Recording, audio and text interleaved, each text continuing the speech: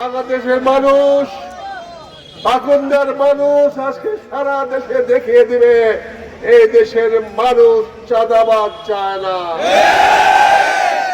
এই দেশের মানুষ ধান্দাবাজ চায় না, এই দেশের মানুষ দখলবাজ, দুর্নীতিবাজ, সন্ত্রাসী চায় না, টেন্ডারবাজ চায় না, বালুখোর চায় না।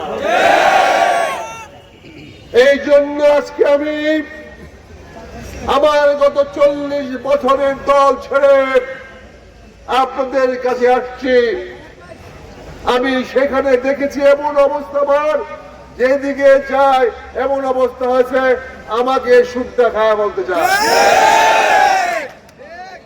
এই খাওয়ান্ডা পার্টির থেকে আমরা মুক্তি চাই। আমরা সত্যের পক্ষে, ন্যায়ের পক্ষে, ইনসাফের পক্ষে আমরা থাকতে চাই। এই বাংলাদেশের সারা বাংলাদেশে আজকে পরিবর্তনের হাওয়া শুরু হয়েছে। মানুষ পরিবর্তন চায়, মানুষ সুন্দর কল্যাণমুখী একটি বাংলাদেশ চায়, যেখানে আল্লাহর শাসন প্রতিষ্ঠিত হবে।